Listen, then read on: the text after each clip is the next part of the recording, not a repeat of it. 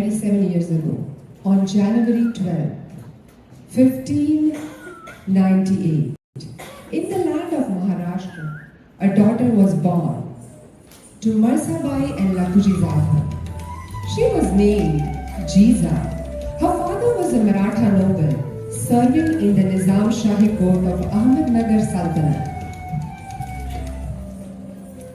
These were times of turbulent and transformative period in Indian history. India was not a unified nation.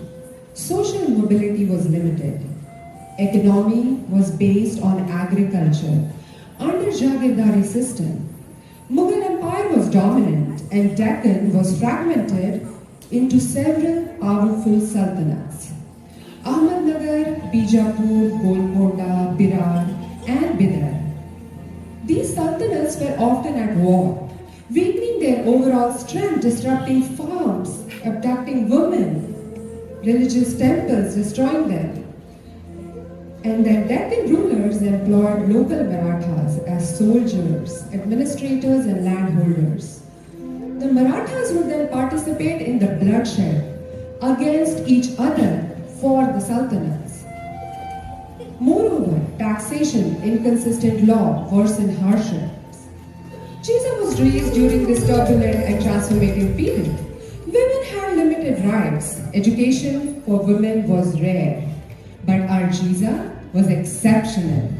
Being younger sibling of 4 brothers, she was trained in horse riding, archery, sword fighting.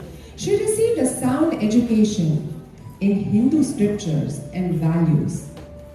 As a young girl, she would help her mother in preparing for puja, among other household chores.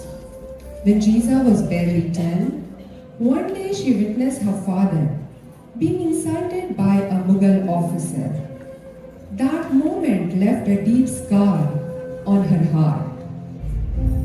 That evening, Jiza stood on the fort wall and whispered to herself, "One day, we will live with self-respect. Our land, our people, our rule." In that moment, the seed of swarajya, self-rule, was planted in her young heart. One of the folk tales reveal her childhood story. When a wild, unmanageable horse was brought to her father's stable, young Jiza boldly stepped in, calmly approached the horse, spoke gently, and managed to calm and ride the horse after persistent effort. Her father identified the spirit of a true warrior in her. Her parents often talked to her about the need of swarajya, self-rule, and she told her father, "If I ever have a son, I will raise him to be a king who fights for dharma and justice." At the age of 12, she was married to Shahaji Raje. Shahaji Raje, a brave and rising noble of the Deccan. Shahaji Raje was a military commander and often went on military campaigns. Jiza moved to Shivneri Fort in the year 1630, pregnant at that time.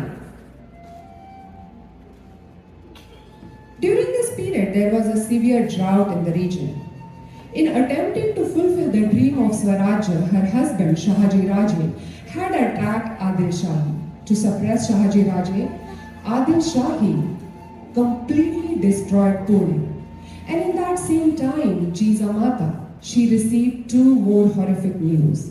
Her sister-in-law, while she was taking sacred bath on Godavari river in Nashik, was abducted. And the second horrific news was that her father and her 3 brothers, when they were in Nizam Shahi court, were struck down with a sword. This made her very, very sad, but these events solidified her resolve to build swarajya, self-rule. During these tough times, Jiza gave birth to Shivaji Raje. In the fortress of Shivneri, in Shivaji Raje, she saw not just a son but a spark, a child of destiny. While some saw a world crumbling, she saw a kingdom awaiting to rise. Such was our Jijamata. knowledgeable in Hindu scriptures, with strong belief in the value of dharma. She was brave, courageous, efficient in swordsmanship, archery, and horse riding.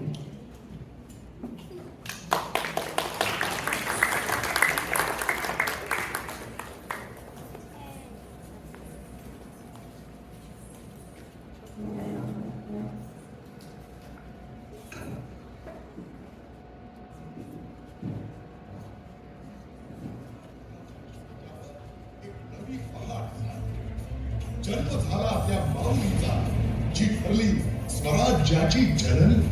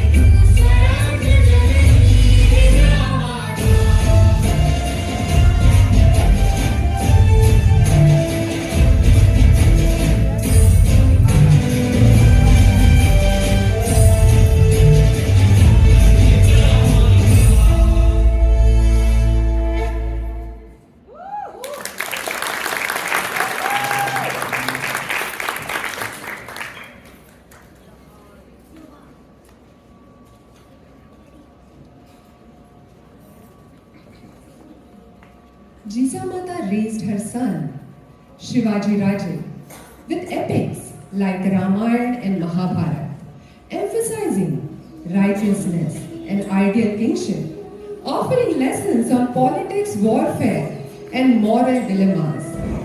Jijamata told Shivaji Raje stories of Bhishma, Arjuna, Lord Krishna. She recited Bhagavad Gita, emphasizing selfless action, duty, and devotion. Shivaji Raje entrusted the Pune Jagir to Shivaji Raje when Shivaji Raje was just very young boy, knowing that Jijamata would move to Pune with him. Jijamata established Lal Mahal in Pune, which became their residence and the center of their early political activities. Jijamata took a very strong administrative role. She acted as a regent, managing administration, resolving disputes, overseeing development. She helped revive agriculture and supported local welfare. She originally moved to Pune. The land was abandoned due to frequent bloodshed and desecration of temples, which led people to believe that the land was cursed. There was a constant warfare that forced villagers to flee. She found a way to instill confidence in the farmers, bringing them back from the foothill as they have been in hiding, and gave them confidence that the curse has been lifted. It was actually a very brilliant blend of tradition and wisdom, as she convinced the farmers that the curse will be lifted by plowing the land with a golden plow. She arranged for a golden plow and used it for reviving the agriculture, the land for agriculture. With bravery, courage, and disregarding the Adil Shahi Sardars in the vicinity, she supported the reconstruction of temples destroyed during early invasion and encouraged cultural activities. She played a central role in nurturing the idea of swarajya, self-rule, laying the ideological foundation of the Maratha Empire. At a very young age of 15, her son Shivaji Raje took shapath, oath, at Raireshwar temple to establish Hindavi Swaraj and free the land from invaders. Many Sardars opposed the move, but Jijamata gave moral strength to Shivaji Raje. Shivaji Raje captured Torana Fort when he was merely 15 years old. During this period, a notable Nyaya, righteous decision of Shivaji Raje, following Jijamata's teaching. Jijamata used to say, जो व्यक्ति आंगन की तुलसी, गौशाला की गाय या घर की स्त्री की ओर बुरी नजर से देखने का साहस करता है, वह किसी दया के पात्र नहीं है. One who dares to look with ill intent at the tulsi plant in the yard, or the cow in the shed, or the women in the home deserves no compassion. Shivaji Raje delivered this righteous decision after a very sad event. When a girl committed suicide due to being molested by a partner, Shivaji Raje ordered the amputation of culprit's limb as a punishment for the crime. Jijamata's message was, this is Hindavi Swarajya, and on this land we treat women respectfully. From that moment, history began to change.